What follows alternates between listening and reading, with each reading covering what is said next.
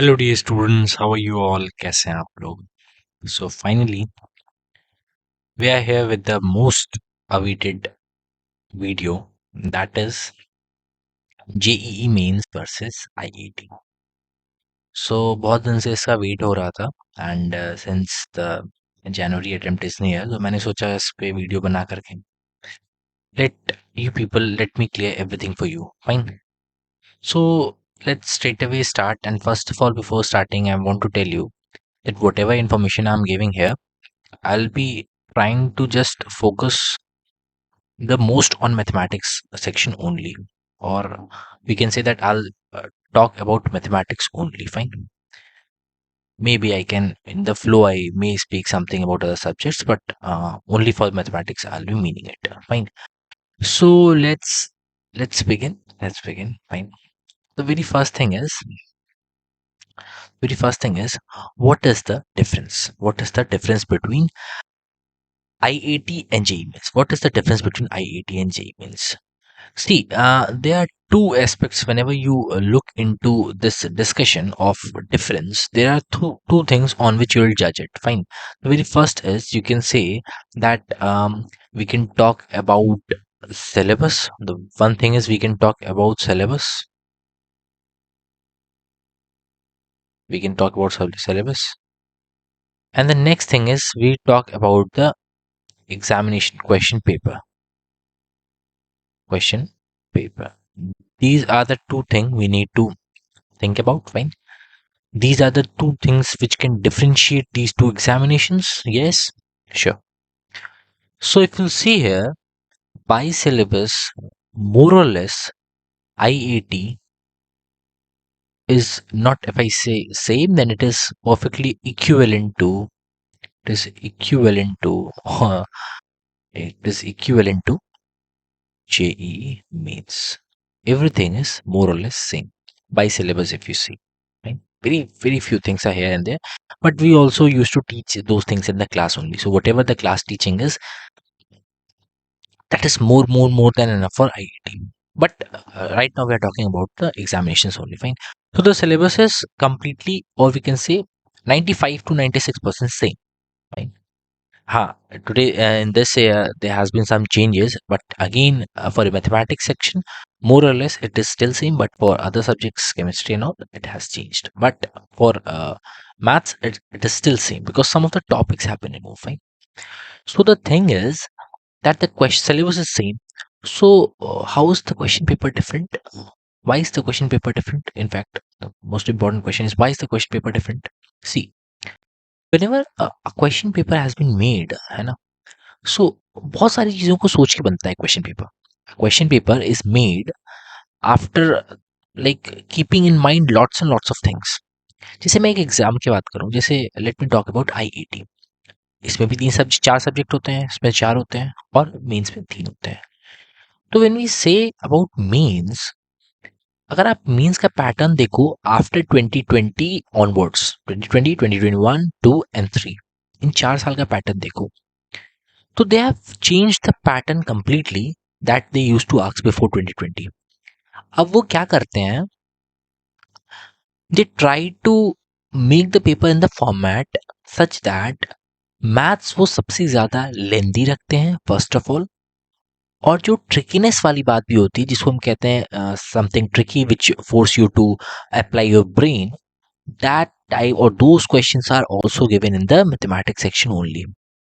वो फिजिक्स अब के समय में काफी प्लेन पूछ रहे हैं. केमिस्ट्री अगेन पहले भी वो एनसीईआरटी बेस्ड पूछते थे, अब भी एनसीईआरटी बेस्ड पूछ रहे हैं. केमिस्ट्री में कोई चेंज नहीं है. अगेन मैं अदर सब्जेक्ट्स में कुछ बोल रहा हूँ, but that is only to relate the purpose, like the mind behind making a paper. Fine. But अगर आप जेई मेंस की बात मैं जहाँ कर रहा हूँ, जेई मेंस में क्या है, फिजिक्स उनने एकदम ही प्लेन देना स्टार्ट कर दिया पिछले 4 सालों से. केमिस्ट्री उनने देना चालू, वही same pattern. So the difference has been made by the maths only. अब मैथ्स का paper they are making it a bit tougher. क्यों टफ बना रहे हैं? Because they have they have set a trend in which chemistry is not been touching, and but the physics, that physics is getting easier. तो अगर 3 घंटे का paper है, physics को इजी किया, केमिस्ट्री सेम किया, तो मैथ्स को टफ करना ही पड़ेगा। सिंपल सा लॉजिक है। तो मैथ थोड़ा सा टफ या फिर कह लो थोड़ा सा लेंदी आ रहा है, but IIT is a different paper. IIT is a completely different paper. यहाँ पे भी 4 सब्जेक्ट होते हैं, यहाँ पे 4 सब्जेक्ट होते हैं। So according to the 4 subject, अगर आप यहाँ पैटर्न देखो बिटवीन 2021 एंड 2023, 1 से 3 का देखो, 2021, 2 एंड 3, अगर आप इन 3 साल के पीवाईक्यूज देखो, मैं कुछ क्वेश्चंस भी लाया हूँ, अगर आप चाहो तो मैं दिखा भी सकूंगा। तो ड्रास्टिकली चेंज, मतलब डिफरेंस बहुत ज्यादा है। अगर मैं बात करूं 2021 के पहले के आईआईटी के पेपर की, तो that is equivalent to the JEE means paper coming right now in these 4 years. But the IET paper for mathematics section, which is coming in the last 3 years, that is fairly easy or straightforward, just because in IET physics is bit tougher. So they have 3 subjects. Chemistry in both of them are more or less same. Physics is a bit tougher in IET, so maths is easier. Maths is a bit tougher in JEE mains, so physics is easier. So the purpose or the sense behind making a paper is always same. It depends that which subject has been taken care of in a difficult manner, which is taken off in a easier manner.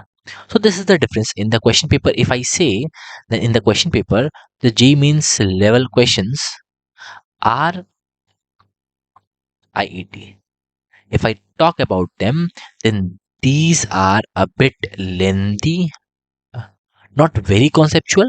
A very little concept has been asked, but हाँ, थोड़ा सा ये थोड़ा सा लेंदी होते हैं, just because physics और chemistry तो आसान है, तो टाइम कहाँ 3 घंटा भाई। आप तो आपके स्कूल के एग्जाम तो है नहीं कि 2.5 घंटे बाद उठ के अरे मेरा पूरा हो गया, ऐसा भी तो नहीं कर सकते ना।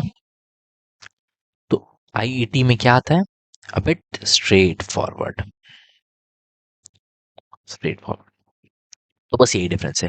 सिलेबस बिल्कुल ही सेम है, पढ़ाई बिल्कुल ही सेम करनी जैसे करनी है, क्वेश्चंस हम वैसे ही करवाते हैं। हाँ, अगर मेंस की बात करो थोड़े से लेंदी क्वेश्चंस रहेंगे, और आईआईटी की बात करो थोड़े से स्ट्रेट फॉरवर्ड रहेंगे, ठीक है। अगर आप मेरे से पूछोगे तो मैं कह सकता हूँ कि मेंस की maths is a bit tougher than IIT की मैथ्स, ठीक है। अच्छा, मैं यहाँ पे आईआईटी पर ही स्टिक किया, आईआईटी पर ही स्टिक किया, ऑल्दो मुझे नेस्ट की भी बात करनी चाहिए थी। तो अगर मैं नेस्ट की बात करूँ, if I talk about NEST, then अगर मैं नेस्ट की बात करूँ ना, तो NEST has a completely different perspective and everything is different. अगर मैं नेस्ट की बात करूँ, क्योंकि मैंने नेस्ट की बात नहीं की इसमें, तो मैं अगर यहाँ नेस्ट की बात करूँ, तो nest is again tougher than means. क्यों? क्यों? बिकॉज नेस्ट का भी पेपर फॉर्मेट दिमाग उतना ही रहेगा, ठीक है, बट बात है नेस्ट थोड़ा सा और लेंदी करते हैं और कॉन्सेप्ट और ऐड करते हैं, कॉन्सेप्ट को ज़्यादा से ज़्यादा ऐड करते हैं, स्पेशली जो मल्टीपल करेक्ट 13 to 17 क्वेश्चन होते हैं उनमें भर भर के कॉन्सेप्ट कॉन्सेप्ट रहता है। और हाँ, ऐसा नहीं कि आप मल्टीपल करेक्ट में 2 ऑप्शन सही किए, एक गलत किए तो आपको पार्शियल मार्किंग में वो भी नहीं होती है। थोड़ा सा यहाँ पे इशू आ जाता है, इसलिए हम कह सकते हैं कि नेस्ट की math is of course very very normal is tougher, is tougher. हाँ, अब अगर कोई मेरे से लास्ट क्वेश्चन पूछ दे कि फिर वही नेस्ट और एडवांस, तो देखो बचपन में क्वेश्चन पूछते थे, याद है ब्रह्मा जी ज्यादा शक्तिशाली हैं या शिव जी, है ना, शिव जी ज्यादा शक्तिशाली हैं या विष्णु जी। तो रिलेटिव है, अब कैसे कंपेयर करोगे भाई, मतलब मुझे कैसे पता चलेगा, है ना। तो वो थोड़ा सा चीजें रिलेटिव हो जाती हैं, इसलिए इस पे हम कमेंट नहीं करेंगे, ठीक है, हम बचेंगे इससे। जहाँ पे थोड़ी कंट्रोवर्शियल चीजें आएंगी वहां से हम बचेंगे, इससे हम बच के निकल जाते हैं, ठीक है। अच्छा, मेन बात ये भी है ना कि आपको क्यों जानना है कौन सा टफ है कौन सा आसान है। Just make a target, prepare for the exam. If your target is IIT, then if you have want to have a plan B, then keep J means. If your target is nest, then take J advance as a plan B. Or if your target is J advance, take a nest as a plan B. So having a plan B is okay. You can search for an examination, because I know that nobody purely prepares for one examination nowadays. They try to keep a multiple options. ना, बहुत सारी ball अपनी court में रखना चाहते हैं, तो that's fine. But ये नहीं कि हर टाइम ये टफ है वो टफ है ये क्या है, एक बार समझ लो खत्म करते हैं, ठीक है। अब आओ सबसे इंपॉर्टेंट चीज, इंपॉर्टेंट टॉपिक्स पे straight away we are going to touch the important topics now. ठीक है, इंपॉर्टेंट टॉपिक्स कौन कौन से हैं इंपॉर्टेंट टॉपिक्स मेंस के लिए। सबसे दुख की बात जो है आप लोगों के लिए है, जो सबसे दुख की बात है आप लोगों के लिए, जो मुझे भी बहुत दुखी होकर के आपको बताना पड़ रहा है, दैट अनफॉर्चुनेटली आपका जो एक चैप्टर था, याद है एक चैप्टर था जिसे 4 नंबर फिक्स होता है, आप लोग गेस करो उसका नाम। बिल्कुल सही गेस किया है, मैथमेटिकल रीजनिंग। एमआर को इस बार हटा दिया गया है, क्योंकि वो देख लिए थे कि एमआर से जितने पॉसिबल क्वेश्चंस हम बना चुके हैं वही रिपीट करा, तो उन्होंने किसी बड़े टॉपिक को हटा दिया है। ठीक है, तो एमआर के हट जाने पर स्टैटिस्टिक्स नहीं हटा है। अभी भी अगर हम मुझसे इंपॉर्टेंट टॉपिक बताऊं तो एक क्लास इंपॉर्टेंट टॉपिक्स में सबसे पहला स्टैट्स है, स्टैटिस्टिक्स, क्योंकि इजी आ रहे हैं अभी भी। स्टैटिस्टिक्स में किस पे फोकस करना है हमें, बस वेरिएंस वेरिएंस और स्टैंडर्ड डेविएशन पे। बहुत ज्यादा से ज्यादा करेंगे तो वो वाला कॉन्सेप्ट लगाएंगे कि किसी चीज को मल्टीप्लाई कर दिया मीन में, वेरिएंस में, तो क्या डिफरेंस आता है, ऐड किया तो क्या डिफरेंस आता है, बस इतना ही कॉन्सेप्ट लगाते हैं मोर और लेस, तो वही क्वेश्चन आते हैं बार बार। तो इनमें भी कोई दिक्कत नहीं है, इनमें भी कोई दिक्कत नहीं है। तो फिर आगे चलते हैं, आगे चल सकते हैं बिल्कुल। तो अगर हम आगे चलें तो if you move ahead after stats if we see the next, जो मुझे सबसे ज्यादा इंपॉर्टेंट लगता है वो है 3D। 3D, देखो 3D, ट्रूली स्पीकिंग 3D बहुत ज्यादा आसान पूछता है। There are only 15 types of question that have been asked in 3D। मैं करवाता भी हूँ क्लास में, उन्हीं 15 में से आना है, उन डेटा इधर उधर करेंगे, क्वेश्चन वही देंगे। इंक्लूडिंग दिस, अगर मैं इसमें वेक्टर ऐड कर दूं, थोड़ा सा वेक्टर में आगे पीछे रहता है, इसलिए अच्छा by 3D I mean both straight lines as well as plane. ठीक है, दोनों की बात कर रहा हूँ।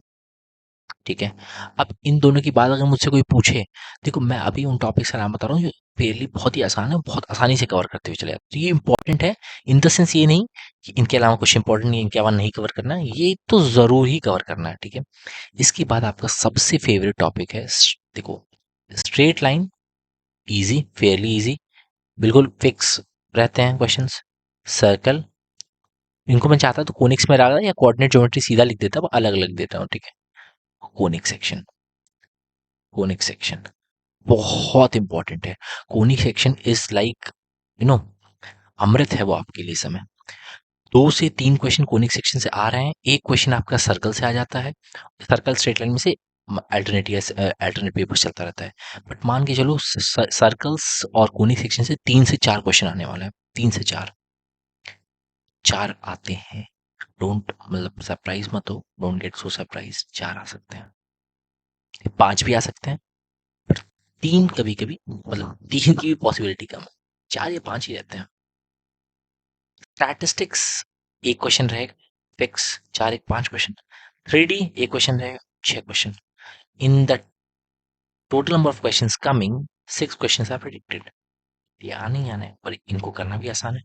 तो इन्हें तो छोड़ना नहीं है कैसे भी, इन्हें तो छोड़ना नहीं है कैसे भी, कुछ भी हो जाए ये नहीं छोड़ने चाहिए। ठीक है, अब इसके बाद हम आगे चलेंगे तो देखो, अब हम इसके बाद अगर आगे चलें तो यहाँ हमने ये सारी चीजें कवर कर ली।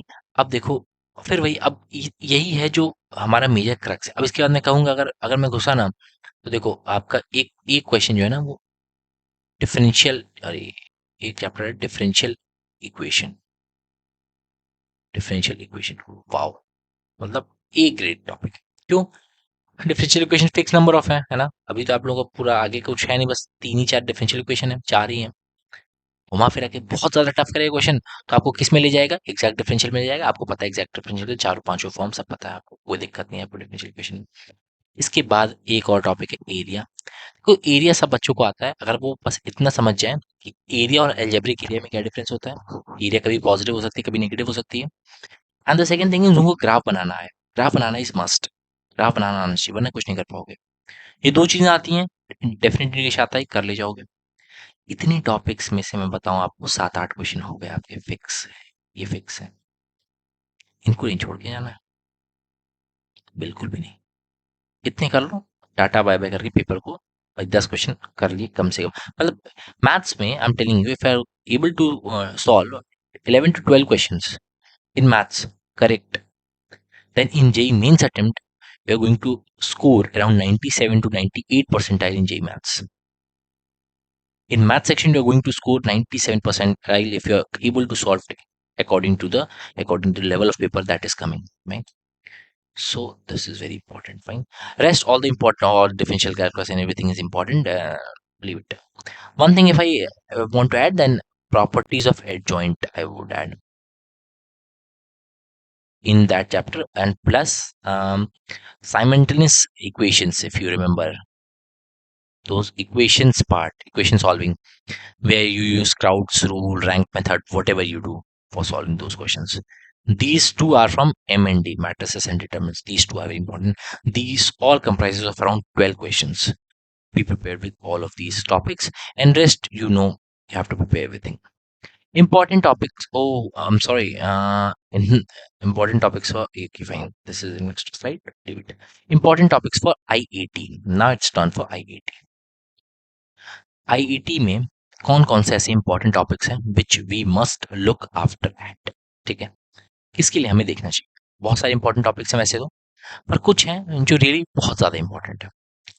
इनमें मैं कहूंगा फिर से उसी अच्छा हाँ देखो, सीरीज इस सेक्शन में ना एक चैप्टर और है, that is quadratic equation. Sorry, ये एक मिस हो गया था। सीरीज प्रोग्रेशन मैं नहीं रख रहा हूँ क्योंकि कभी कभी आजकल क्या कर रहे हैं ना, सीरीज बहुत घुमा दे रहे हैं। मैं ऑफ कोर्स इंपॉर्टेंट है, आते हैं क्वेश्चन, पर मैं यहाँ उन टॉपिक्स को रख रहा हूँ जो इंपॉर्टेंट है। इंपॉर्टेंट का मतलब ये नहीं होता है जिनसे क्वेश्चन नहीं आते, क्वेश्चन तो बहुत सारी चीज आते हैं तो सब इंपॉर्टेंट है, नहीं। मेरा क्या कहने का मतलब है, मेरा इसमें कहने का मतलब है वो टॉपिक्स जो कि आसानी से हो भी जाते हैं, आसान क्वेश्चन आते हैं, मैंने यहाँ उनको लिस्ट किया है। सीरीज प्रोग्रेशन से फेयरली मीडियम लेवल के क्वेश्चन आते हैं, पर क्वाड्रेटिक से अभी भी वही सब पूछ रहे हैं, हलवे हलवे वाले क्वेश्चन, ठीक है? तो इनको ये ध्यान रखिएगा। यहाँ आती मैं सबसे पहले क्वाड्रेटिक इक्वेशन रखूंगा क्योंकि इनके लिए क्वाड्रेटिक बहुत जरूरी चीज है। क्वाड्रेटिक इक्वेशन बहुत जरूरी चीज है इनके लिए। अलॉन्ग विद क्वाड्रेटिक ये स्टैट्स के दीवाने हैं, इनको भी स्टैटिस्टिक्स में मजा आता है, इनको भी मीन वेरिएंस में खिलाने में आपको मजा आता है, इनको एरिया में बहुत अच्छा लगता है। एरिया का कॉन्सेप्ट ये हर साल देते हैं, इनको एरिया बहुत पसंद है। इनको डिफरेंशियल इक्वेशन इतना लगाव नहीं है।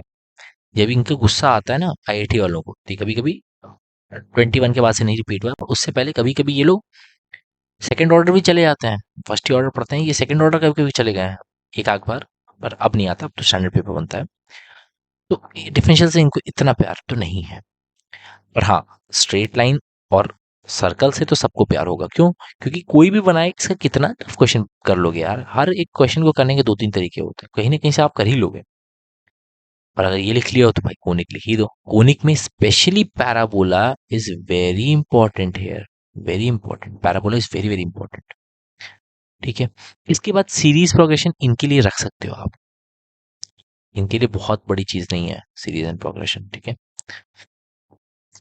सीरीज प्रोग्रेशन रखने के बाद इन यहाँ पे भी एम एन डी में मैट्रिसेस एंड डिटर्मिनेंट्स में वही सारी चीजें, इक्वेशन सॉल्व करना प्लस एडजॉइंट की प्रॉपर्टीज पे क्वेश्चन, ये यहाँ पे भी आते हैं। कुछ चीजें काफी कॉमन है, दोनों में कॉमन है, ऐसा नहीं है कि एक में है और एक में ना हो, कुछ चीजें काफी कॉमन है, ठीक है? तो इतना तो आप कर लीजिएगा। इसके अलावा इफ पॉसिबल एक चैप्टर है एलसीडी में, एलसीडी लिमिट्स कंटिन्यूटी डिफरेंशियबिलिटी, इसमें जो ये कंटिन्यूटी वाला पार्ट होता है ना, ये भी पता नहीं क्यों इतना पूछते हैं। एक बहुत आसान सा एक्सप्रेशन दे देंगे, पीस पाइस फंक्शन दे देंगे, आपको कांस्टेंट की वैल्यू निकलवाएंगे, या तो बहुत ये मतलब बहुत फ्रिक्वेंटली पूछा है इन्होंने, पता नहीं क्यों, मतलब एक ही टाइप का क्वेश्चन पूछा है लेकिन पूछा है। तो इस पे फोकस रखिएगा, इस पे फोकस रखिएगा कंटिन्यूटी पे। हाँ ऑफ कोर्स कंटिन्यूटी अगर आपको चाहिए तो आपको एलसीडी एल आना ही पड़ेगा, और जब एलसी पढ़ ही लिया है तो डी भी पढ़ लेना, हाँ, कितने टाइम लगेगा? तो ये सारे टॉपिक्स बहुत इंपॉर्टेंट है, बहुत इंपॉर्टेंट है, ठीक है? These are very very important topics, fine. अगर मैं नंबर्स की बात करूं तो एक क्वाड्रेटिक से एक इससे तीन चार, कोनिक से दो, दो एक दो तीन चार तो छः, सर्कल और स्ट्रेट लाइन से एक ही आएंगे, इसलिए छः एक ही मान रहा हूँ। छः एक सात, सात एक आठ, दो क्वेश्चन आए थे 20 में, आठ एक नौ, नौ एक 10, तो 10 में से अराउंड 9 से 10 क्वेश्चन हम प्रेडिक्ट कर सकते हैं अभी। अब इसके बाद क्या आएगा? डिफरेंशियल कैलकुलस भरा पड़ा है अभी, एओडी, ए ओ, ये इसमें फिक्स नहीं है चीजें कि यही 10 आएंगे। आईआईटी की खास बात क्या है, ये अपने पैटर्न को तो सेम रखते हैं डिफिकल्टी लेवल को, पर क्वेश्चन आप चैप्टर स्प्रेड करना यहाँ बहुत टफ है। कभी ये एक चैप्टर को छुएंगे ही नहीं, एक से दो डाल देंगे क्वेश्चन, दो क्वेश्चन दे देंगे, बहुत यूनिफॉर्मिटी आपको नहीं दिखेगी आईआईटी में, ठीक है। इसलिए ये टॉपिक्स हैं जो इंपॉर्टेंट है, जो 3 साल से आ रहे हैं, उनकी बात कर रहा हूँ। रेस्ट ऐसा नहीं कि इनको छोड़ देना, ठीक है। वहाँ पर मेंस में थोड़ा सा ये प्रेडिक्ट करना आसान होता है, ठीक है। अब बात आती है एक और बहुत इंपॉर्टेंट पीसीबी स्टूडेंट्स। सबसे ज़्यादा प्रॉब्लम, ये सबसे ज़्यादा परेशान रहने वाले हमारे वो स्टूडेंट्स जिन्होंने बायोलॉजी भी ले रखी है और अब वो मैथ्स पढ़ रहे हैं आईआईटी के लिए। तो देखो, पहली चीज़ तो, या देखो, अगर आई I double I S C का सपना देखते हो तो ज़रूरी हो गई है मैथ्स, ठीक है। तो ज़रूरी हो गई है, तो मैथ्स इज नेसेसरी, ठीक है। एल्स में क्या कह सकता हूँ आपको, एल्स में क्या कह सकता हूँ, देखो एक ही बात कहूँगा। पहली चीज़ तो, अभी ये मत कैटेगराइज करो कौन सा चैप्टर इंपॉर्टेंट है और कौन सा चैप्टर टफ है, because there is a very big line of difference between what is tough and what is doable. What I mean to say is that, let's say that a bio student is going to study 10 chapters for his IET exam, his or her IIT exam, and he went for the exam. Many a time what will happen is, from those 10 chapters, only he will get questions from 7 to 8 chapters. And in those 7 to 8 chapters of questions, whatever he has got, there will be concepts from those 5 to 6 to 7 to 10 chapters which he has left, because there are multiple concept questions in IIT as well as in JEE Mains nowadays. So there are three scenarios. First is that he has gone for the examination, he has prepared only 10 chapters. From that 10 chapters, only 7 chapters came. From his 10 chapters, questions from his 7 chapters came. In these 7 chapters, 5 chapters required knowledge from the 5 chapter question. Understood? 5 chapter questions required knowledge from the previous chapters which he hasn't read. So now he has got only 2 chapters to solve. Now there are two more things. That from these 2 chapters, there may be a tough question, there may be an easy question. So if there is an easy question or there is a tough question, so if there is tough question, he is able to. If there is easy question, he is able to solve. Else he is not. So although he has prepared for 10 chapters, but at the end he has ended up solving only one question. This is the catch, dear student. This is the catch. What I mean to say is that, don't look for which chapter is tough, which chapter is less tough. Just create a mindset in your mind in which you are there with, you are present, or you are there with only, I would say, you are present with around, you have prepared a bare minimum level for all the chapters. आप एक mark set कर लो अपने लिए कि मैं इस chapter की theory को इतना पढ़ूंगा, और इसको पढ़ने के बाद मैं वर्कबुक का या अपनी जो भी शीट आपके पास हो उसका ये वाला को एक्सरसाइज करूंगा। उतना पोर्शन आप सारे चैप्टर्स के लिए करिए। Don't go for the master और PhD level understanding for any of the chapters. एक चैप्टर पढ़ा, इस बेयर मिनिमम लेवल तक गए, छोड़ दिया, आगे बढ़ा, छोड़ दिया, आगे बढ़ा। वो बेयर मिनिमम लेवल क्या है, that you have to decide according to the time limit you are having, according to your capacity, or whatever the parameter you have, but that is decided by you only. हम कुछ नहीं कर सकते। That is your cup of T, that is your yard, ठीक है। ठीक, तो ये आप डिसाइड करो कि मुझे एक चैप्टर को बेयर मिनिमम कितना करना है, बट एट द एंड मुझे करना सब है। बिकॉज अभी आपकी एग्जाम को टाइम है 5 to 6 months। अभी से क्यों सोचना, आप पढ़ते तो आ ही रहे हो, थोड़ा और पढ़ लो। जब आपके एग्जाम से 2 महीने बचे होंगे, क्रैश कोर्स वगैरह आप देख रहे होगे, है ना, या फिर ज्वाइन कर रहे होगे, उस टाइम पे देखो that which chapter is important, उस पर ज्यादा क्वेश्चंस करो। Don't leave any chapter, I am saying prepare all the chapters till a bare minimum level. After preparing that, go for the mastery level before the 2 months or 1 month of examination. Mock practice करोगे, खूब सारी practice रहेगी, don't worry. But किसी chapter को छोड़ना नहीं है। अभी छोड़ दोगे, मिक्स कॉन्सेप्ट आया, जो आप पढ़े थे वो भी काम में नहीं आएगा, फिर क्या फायदा वो पढ़ाई करने का, ठीक है। तो पहली बात तो ये समझ में आ गया। अच्छा, दूसरी बात क्या करते हैं कई वाले बायो वाले बच्चे, क्या मेरे से कहते हैं कि सर आप मुझे बता दो कि मुझे कौन कौन सा चैप्टर पढ़ना है, मैं वही वही पढ़ूंगा। तो लेट्स से मैंने आपको इंपॉर्टेंट चैप्टर का नाम बता दिया, जो कि मैं यहाँ आपको बताया भी हूँ। यहाँ आपको बताया भी हूँ ना इतने चैप्टर्स का नाम, मैंने ये बता दिया आपको। आप पढ़ने गए क्वाड्रेटिक इक्वेशन, आपके पास कोई भी समझ नहीं है ग्राफ की, एफओएम आपने पढ़ा नहीं है, फंडामेंटल्स ऑफ मैथमेटिक्स आपने पढ़ा नहीं है। आप गए एरिया पढ़ने, डेफिनेट इंटीग्रेशन आपने पढ़ा नहीं है, ग्राफ आपको आते नहीं है क्योंकि आपने फंडामेंटल्स ऑफ मैथमेटिक्स नहीं पढ़ा है, डेफिनेट इंटीग्रेशन नहीं पढ़ा है। स्ट्रेट लाइन गया पढ़ने, चलो स्ट्रेट लाइन तो बेसिक है, ये पढ़ लोगे। मान लो कोनिक गए पढ़ने और सर्कल स्ट्रेट लाइन नहीं पढ़ा है। तो बात समझ रहे हो क्या मैं बोलना चाह रहा हूँ, कि all most of the topics are interlinked with each other. So if you're thinking to drop a chapter, keep it in mind that समझ में भी तो आना चाहिए। ऐसे थोड़ी एक चैप्टर को छोड़ दिया तो दूसरा वाला परफेक्टली समझ में आ जाएगा, अरे कैसे आएगा, जो उसकी चीजें वो कैसे आएंगी समझ में। तो अब आपको समझ में आ रहा है क्यों पूरा सिलेबस करना जरूरी है। पहली बात तो कि हो सकता है मिक्स्ड कॉन्सेप्ट क्वेश्चन आए, आप सॉल्व ना कर पाओ, पहली चीज। दूसरी चीज, हो सकता है आपके पढ़ाए हुए कॉन्सेप्ट पर क्वेश्चन आए पर पढ़ते समय आपको ना समझ में आए, क्यों? क्योंकि आपने पुराने प्री रिक्विजिट जो है वही छोड़ दिए हैं उसके, तो फिर कैसे समझ में आएगा। तो this is also very important. The second point is serial order में पढ़ाई करिए, सीरियल ऑर्डर में। जिस ऑर्डर में आपको पढ़ाया गया है, fundamentals of mathematics, relation, functions, limits, continuity, differentiability, differentiation, AOD, this is for differential quadratic equation, quadratic series and progression, mathematical reasoning, statistics, complex number, binomial, this order, probability, pns, like an order. So this will always help you. Huh? And the most important thing for every student, rather than his bio, his anything, most important thing is FOM, fundamentals of mathematics. अगर ये आपको नहीं समझ में आए हैं, इसके जो भी 15-20 लेक्चर होते हैं, आप नहीं पढ़ पाओगे आगे, कैसे पढ़ोगे? If you are unknown with the fundamentals, आपको एबीसीडी लिखना आता नहीं है, आपके सेंटेंस फ्रेम कर पाओगे, कहाँ से करोगे? हाउ? हर चैप्टर में यूज होंगे, हर चैप्टर में टीचर कहेगा कि वहां पढ़ाया था बेसिक मैथमेटिक्स और whatever you say to this chapter. हर चैप्टर में आप कहते रह जाओगे, कुछ नहीं होगा उससे, कुछ भी नहीं होगा। तो ये चैप्टर तो मस्ट है, मस्ट है, मस्ट। पहली बात सीरियल ऑर्डर से करिए। दूसरी बात, study every chapter, every chapter कहाँ तक?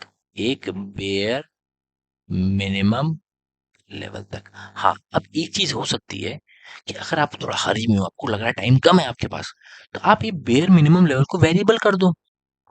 तैयारी एट द एंड आप ही के पास है, सब आप ही को करना है।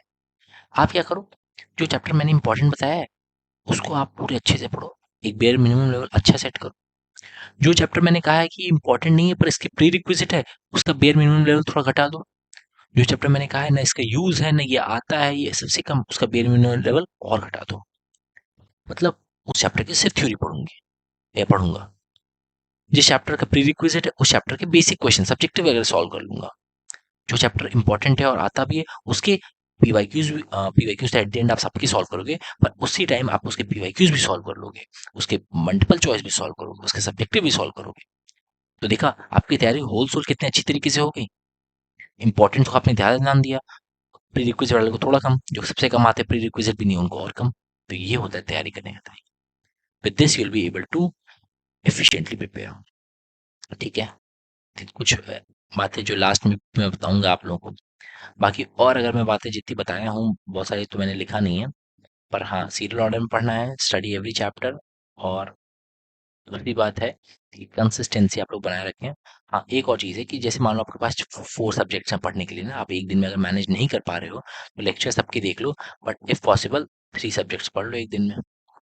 आप लोगों के पास अगर 4 सब्जेक्ट हो, 3 सब्जेक्ट्स पढ़ लो एक दिन में, मत पढ़ो पूरे। ठीक है। चौथा है चौथा है 3 सब्जेक्ट्स हो गया और ये सारी बातें हो गई। और हाँ, थोड़ा-सा है कि मैथ्स को मैथ्स को अगर आपका वीक है, थोड़ा टाइम ज़्यादा दो, है ना? देखो, एक और चीज़ है ना, there is a quote which says that magic lies in the thing we avoid. समझ रहे हो इस बहुत, बहुत वैल्यूएबल कोट है ये, that the magic lies in the thing we avoid, in the things we avoid. मतलब क्या है कि जो चीज़ हम नहीं करना चाह रहे हैं या जो चीज़ हमें करने का मन नहीं कर रहा है, मैजिक जो हम अपनी ज़िंदगी में चाहते हैं, या the complete quote I guess it was that the magic you want in your life lies in the things you avoid. I guess this was the whole quote. तो बिल्कुल सही बात है। जो काम आप नहीं करना चाहते हो, वो काम करोगे, उसी में आपको वो मैजिक रखा है जो मैजिक आपको चाहिए, है ना? And this is it this is it for all the bio students, ठीक है? अब टिप्स फॉर जेईई मेंस है। देखो भैया लोगों, जेईई मेंस की जो भी तैयारी कर रहे हो, पहले तो मैं कि एक बात बोल दूं कि जस्ट प्रिपेयर योर गोल, ठीक है? अगर आपका गोल है आईआईटी, तो stick to IIT. JEE means आपका प्लान बी है, तो उसको प्लान बी की तरह ट्रीट करो। ऐसा मत करो कि जनवरी तक के जो आपके 2 महीने बचे हैं उनमें आपने इतनी जेई मीन्स की तैयारी की कि आपके आईआईटी की तैयारी हैम्पर हो जाए। ऐसा ना करना भैया, बाद में किसी नाव के नहीं रहोगे, ठीक है? प्लान बी रखना इज अ गुड थिंग, ठीक है? तो क्या करो, सबसे पहले तो P Y Qs are are god और god thing for you, best for practice. बच्चे पूछते हैं कहाँ से प्रैक्टिस करें, क्या करें? पीवाईक्यूज करो ना यार। हर साल 6 से 7 पेपर मिल रहे हैं, एक एक वाली शिफ्ट में, 2 में मान को 14 14 15 पेपर मिल रहे हैं। 15 पेपर एक साल के, ऐसे 2021 में तो 4 बार हो गया था, तो 60 बार वहीं के। कुल मिलाकर के आपके पास कितने सारे क्वेश्चन के बैंक हैं, उसको सॉल्व करो अच्छे से। पीवाईक्यूज पर स्टिक रहो। चैप्टर वाइज पीवाईक्यूज के ऐप्स आते हैं, उनको हेल्प से चैप्टर वाइज पीवाईक्यूज सॉल्व करो, बेस्ट है। बेस्ट एंड ओनली सोर्स, आपके लिए यही एक लौता सोर्स होना चाहिए, बेस्ट एंड ओनली सोर्स। इनसे ज़्यादा से ज़्यादा प्रैक्टिस करो, और जहाँ क्वेश्चन के थ्रू प्रैक्टिस करो, जहाँ क्वेश्चन में डाउट आ रहा है, उस थ्योरी को जाकर के पढ़ो, उस थ्योरी को जाकर। इससे आपकी आईआईटी की तैयारी भी हैम्पर नहीं होगी, वो भी कंटिन्यूअसली चलती रहेगी। अगर आप जेई मेन स्पेसिफिक टॉपिक से थ्योरी पढ़ने लगोगे, मोर और लेस कवर्ड है, जो थोड़ी बहुत बची वो करने लगोगे, तो आपकी आईआईटी भी हैम्पर होगी, इसमें भी कोई बहुत ज़्यादा फायदा नहीं होगा। तो this is the tips for the JEE mains. Now tips for आगे, next thing is how to manage both. ये टिप्स फॉर जेई मेंस इसलिए था क्योंकि because it is coming near, that's why. हाँ, एक और चीज़ है कि ट्राई करो एटलीस्ट 5 to 10 मॉक्स जरूर दे के जाना, वरना वहाँ ब्लैंक हो जाओगे। पहली बार जाओगे, बैठोगे ना, ब्लैंक हो जाओगे, तो समझ में नहीं आएगा क्या करें, कैसे होता है, ये क्या होता है, दिमाग नहीं काम करेगा प्रेशर वाले माहौल में। तो क्योंकि पहला कॉम्पिटिटिव एग्जाम होगा आपकी जिंदगी का, हो सकता है ये, है ना? इसको जरूर से देना। कुछ बच्चे मेरे से भी पूछे थे कि सर तैयारी नहीं है जनवरी की, जनवरी में दें या ना दें, कि बाद में दें या कब दें, क्या करें? देखो, एग्जाम जरूर दो, फॉर्म जरूर भरो। उससे आपको 2 3 चीजें मिलती है। एक, आपका एग्जाम का टेम्परामेंट बढ़ता है, एग्जाम के माहौल में आपको सोचना आता है, वो आपको बाद के एग्जाम में भी काम आएगा। 600 रुपये का फॉर्म होता है, डोंट वरी, पहली चीज। दूसरी जगह जाओगे, वहां रहोगे, सेंटर तो बाहर ही पड़ता है, लोग वहां रहोगे, एक रात स्पेंड करके अगले दिन जाओगे, ये सारी चीजें सिखाती है आपको बहुत कुछ, ट्रेन कर रही है आपको, ये सारी चीजें बहुत हेल्प करती है एग्जाम के माहौल में बैठना और अपने आप को इवेलुएट करना। At the end of the examination आपको अपने आप को इवेल्युएशन करना होगा कि मेरी पढ़ाई में कौन कौन से चैप्टर में कहाँ कहाँ कमी है, यू कैन इम्प्रूव इट। और बहुत सारे बच्चे बोल रहे हैं सर हमारा सिलेबस कंप्लीट नहीं किया, फिर भी हमें जाना चाहिए। बिल्कुल जाना चाहिए, बिल्कुल जाना चाहिए। जितना सिलेबस कंप्लीट है उतने को रिवाइज करके जाओ, एग्जाम दे आओ। एग्जाम जरूर से दो, जरूर से दो प्लीज, एग्जाम जरूर से देना। एंड मॉक्स, अगर पूरी तैयारी नहीं है तो इस बार मे भी बिना मॉक दिए चले जाना, बट जब तैयारी करके दोगे तो मॉक दे के ही जाना। How to manage both, this is again JEE mains के लिए। पहली बात तो जेई मेंस के लिए कहीं से थ्योरी थ्योरी ना पढ़ें, ना पढ़ें, कहीं से थ्योरी ना पढ़ें। कोई आपको बताए ये एक्स्ट्रा है, आईआईटी से अलग है, ना पढ़ें, अवॉइड करें। जितनी थ्योरी उसी में काम हो जाएगा, डोंट वरी। दूसरी चीज, दोनों को मैनेज करना है, तो आप अपने आईआईटी के जो करंट लेक्चर्स आप जहां से भी देख रहे होगे, करंट क्लासेस, इनको मिस ना करें, बिल्कुल भी ना करें। ऐसा नहीं है कि तैयारी कर रहे हैं हम बैकलॉग बनवा रहे हैं, नहीं। आप ज़्यादा मेहनत करिए, आप दिन के टाइम पढ़िए, शाम के टाइम 4 5 घंटे क्लासेस देखिए, पर इनको लेक्चर्स मिस मत करिए, वरना आपको बाद में कोप अप करने में बड़ी दिक्कत होती है, ठीक है? और तो मैनेज कैसे करना है, मॉर्निंग के टाइम जब आपकी क्लासेस नहीं चल रही हैं, तो कोशिश करिए, पूरी प्रिपरेशन करिए। थोड़े दिन के लिए स्कूल बोर्ड ये सब भी मेडिकल वगैरह के लगा करके किसी तरह चाहिए, वरना स्कूल जाना होता है तो पीछे बैठ करके पीछे वाली बेंच पर चुपचाप अपना क्वेश्चंस करते रहिए, पीवाईक्यूज। मॉर्निंग में आप अपने पीवाईक्यू सॉल्व करेंगे, सबके सॉल्यूशन अवेलेबल वहीं देख लेंगे। इवनिंग में आपकी जो भी क्लासेस होगी 4 आवर्स की वो करिएगा, ठीक है। इसके बाद आप इन्हीं क्लासेस का रिवीजन कर लीजिएगा। क्वेश्चन सॉल्विंग आपकी यहाँ से फुल ऑन चल ही रही है, यहाँ से आपकी थ्योरी भी चल रही है, दोनों आपका कवर हो रहे हैं, कोई दिक्कत वाली बात नहीं है, ठीक है। दोनों आपके कवर हो रहे हैं, कोई दिक्कत वाली बात नहीं है, ठीक है। ठीक है, अब आगे चल सकते हैं। जनरल डाउट्स, ये जनरल कुछ बातें जो मैं आपको बताना चाहता हूँ। देखो, एक बात मैं हमेशा बोलूँगा, आप आईआईटी की तैयारी कर रहे हो या आप जेईई मेंस की तैयारी कर रहे हो या whatever you are doing, ठीक है। One thing I always say, yeah, I never say you can say in the class, but I have always kept this in my mind, or this is the biggest regret I have, that in the preparation phase I have told to some of the students, ये जो preparation का phase है ना, इसमें एक बहुत बड़ी गलती होती है जो सारी गलतियों की, क्योंकि बाकी गलतियां क्या होती हैं, बाकी गलतियां आप करो, आप समझ जाते हो या बाद में आपको समझा देते हो कि चलो नादान था, मैं नहीं समझ पाया। पर एक ऐसी गलती है जिसको लिए सब कहते हैं कि करना है करना है करना, और फिर भी हम ये गलती कमिट कर देते हैं। इस गलती से बचना है, और ये गलती बहुत ही मतलब पेनफुल है, यू कैन से, और बहुत रिग्रेट होता है बाद में, है ना, बहुत रिग्रेट होता है। वो है कि never in your preparation phase, never love a subject, never love a subject, nor hate one. ना ही किसी सब्जेक्ट से प्यार करो, मोहब्बत करो कि ये मुझे मजा आ रहा है, ना ही किसी से नफरत करो। And again, as the quote says, that the magic you want lies in the work you avoid or the things you avoid. बहुत टफ चीज़ है ये, लेकिन जिसको हेट करते हो उसको टाइमिंग बढ़ा दो, जिस पे लव करते हो इसकी टाइमिंग घटा दो।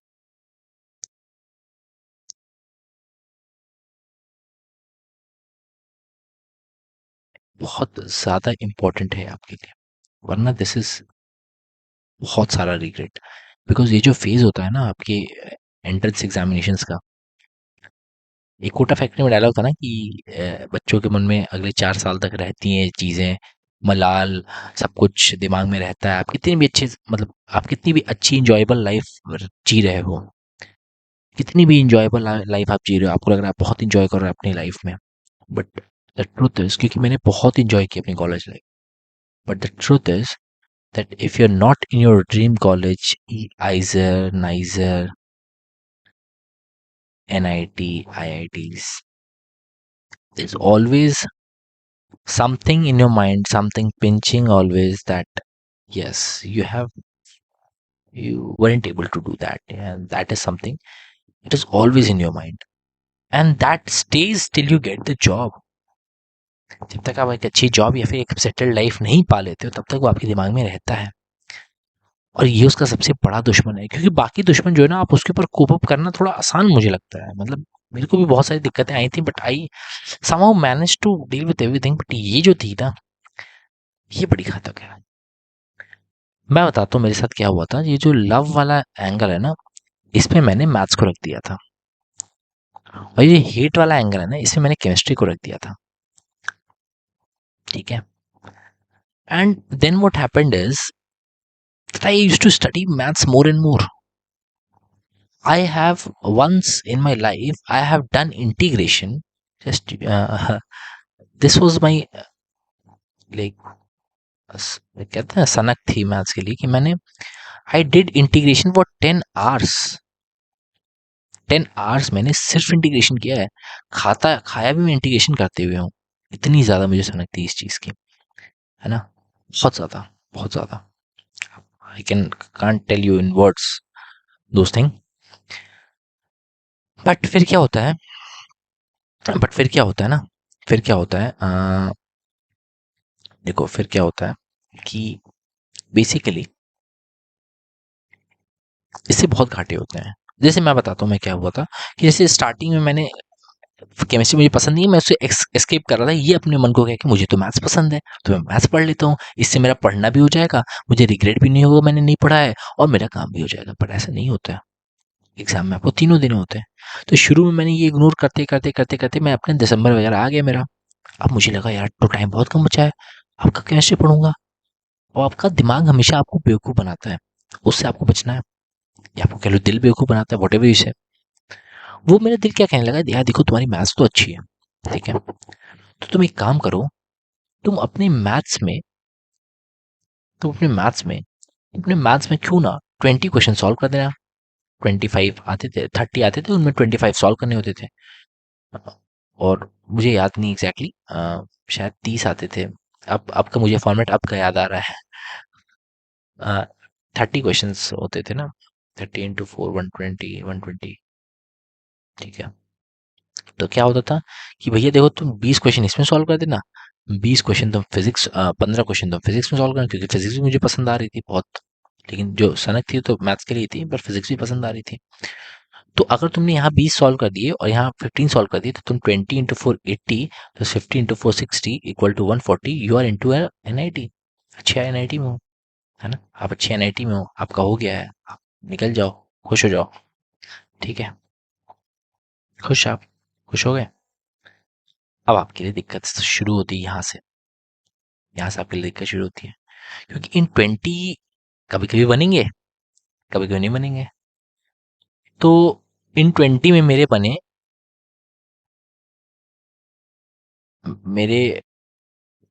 आई गेस 18 19 बने, 18 एंड 19 बने, ठीक है।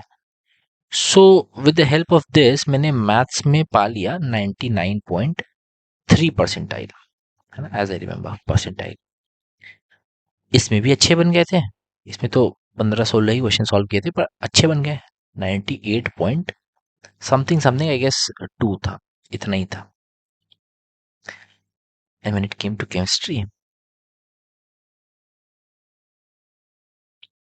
आई was around 12 percentile in the first attempt, 12 percentile. तो यहाँ मेरे 99 आए, यहाँ मेरे 98 आए, यहाँ पे 12 आ गए, कुल मिलाकर के घट घटा करके वही 96 आ गया, 95 96 कह रहा हूँ। अब मेरा दिमाग क्या कहा, यार तुम्हारा तो हो गया। फर्स्ट अटेम्प्ट में मेरे दिमाग क्या कहा, यार तुम्हारा तो हो सकता है, बहुत आराम से हो जाएगा तुम्हारा। तुम बस एक काम करो, तुम थोड़ा सा और मेहनत करो, केमिस्ट्री में तुम क्यों ना 12 की जगह 60 परसेंटाइल लेते हो, तुम्हारा सब हो जाएगा, है ना, 60 ले आओ, सब हो जाएगा। नेक्स्ट अटेम्प्ट आया एंड ये 99.3 से ये शिफ्ट हो गया 99.03, ये शिफ्ट हो गया 98.2 से 97 पॉइंट समथिंग।